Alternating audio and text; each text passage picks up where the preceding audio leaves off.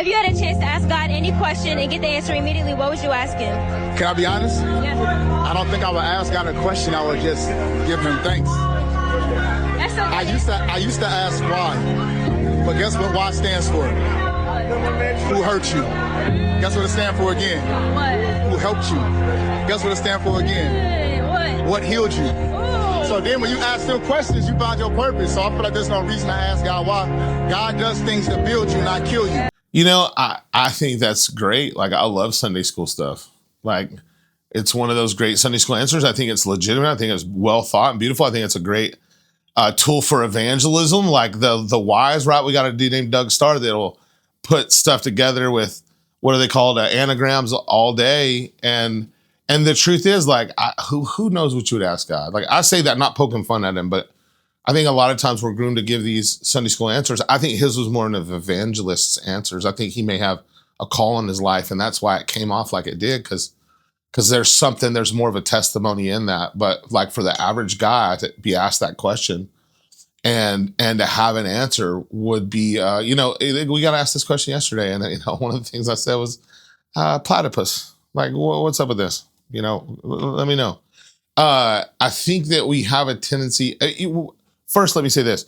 I think that it'll be in the presence of his glory, unfolding glory, unfolding glory. And so to imagine what could be said or done or anything would kind of be ridiculous to a degree. But if we're just trying to put it in the most basic context possible and say, listen, if he showed up and he's like, hey, go walk to the store with me. Let's hang out for a minute, right? And when we get to that place where it's really this friendship with God, and he's like, I know that you've been so faithful, you've been so good.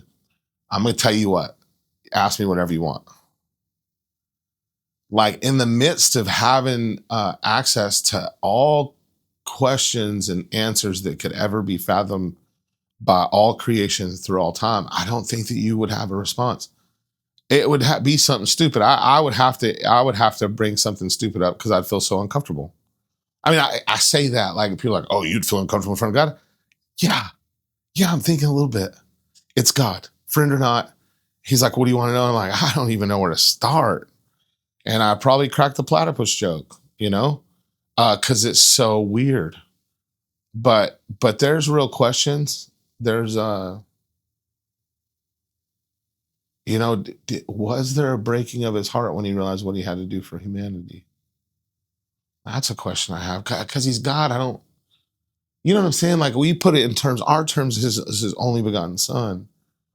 But this is part of the God, right? And I don't know that we can break it down in scripture and give the best interpretation of what our simple minds can comprehend. But and we have this example in Abraham where he takes Isaac up, and Isaac's 37 years old, and he's carrying his own kindling, but God, did you love? I know how much you loved us, but did it feel the same to you? Did it feel the same to come to a moment of realization that says this is the only thing that can be done? And I think some of those would begin to flow, but in that, like, even in this moment, like, there's this thing that starts to come up inside me that begins to want to weep because of a lack of understanding. And even if he said, yeah, I did, or I don't think that it would, I don't know, that I would ask about the blood, like, what's so precious in the blood? Because it's so throughout time, right? It's life. There's just something more there, I think. And I think that it would be awkward. You'd say platypus, and then I'm going to stumble over the next 15 thoughts that take me into a puddle in his presence. And so I probably come back to that whole thing I said kind of at the first, where it was like, we'll be in his glory that's unfolding glory. It's all unfolding glory. And even if we took it to this little thing where, like, we're hanging out as friends, like, it's still God. It's still the very presence of God. And we get to taste that in such small, man, if there's somebody that knows how to tap in bigger doses than I do, text us, email us, Al. I want to, right? But what I've found is, I fight and fight and fight to get out of my own way, to experience him in new ways.